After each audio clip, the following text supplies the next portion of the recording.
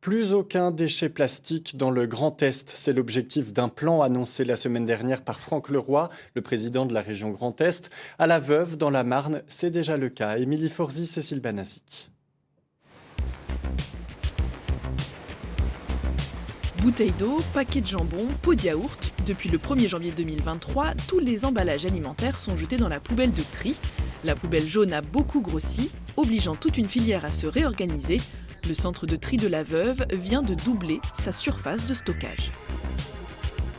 Tous ces nouveaux emballages prennent plus de place, ils sont plus volumineux et il a fallu adapter l'outil de tri pour être en capacité de reconnaître ces nouveaux emballages. Donc effectivement, le centre de tri de La Veuve a dû être optimisé.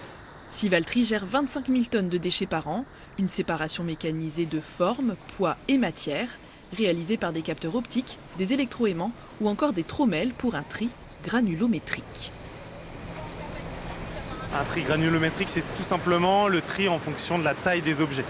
Donc à partir d'un diamètre, par exemple ici 350 mm. Tout ce qui va être supérieur à 350 mm, ça va être par exemple les grands cartons, des grandes bâches ou des éléments qui sont trop grands, des éléments indésirables qui n'auraient pas dû atterrir dans nos installations. Et derrière, ils sont retriés à la main. Derrière, c'est un opérateur de tri qui lui se charge de capter les grandes bâches, les films, et le carton, lui, va directement en conditionnement. Car rien ne remplace l'œil et la main de l'homme. Sur 11 lignes pour différencier 11 matières, les opérateurs rectifient nos erreurs de tri, comme les objets imbriqués. Quand on dit imbriqué, on parle de la bouteille par exemple dans la boîte de conserve. Et deux matières en mélange, c'est sur le centre de tri des matières qui ne sont pas triables et donc pas séparables, pas valorisables malheureusement. On a éventuellement aussi, en termes de bons gestes de tri, le sens d'écrasement des bouteilles. On pense souvent qu'il faut les écraser dans le sens de la hauteur, or finalement il faut plutôt les écraser dans le sens de la largeur, pour ne pas modifier la taille de l'objet et qu'il suive son bon chemin sur le process de tri. En France, seulement 23% des déchets plastiques sont valorisés et 80 000 tonnes sont rejetées dans la nature chaque année, alors qu'il existe de plus en plus de solutions pour les réutiliser. Bienvenue chez Macaon à Châlons-en-Champagne. Ici, on rachète le polyéthylène de Sivaltri, film alimentaire ou sac poubelle.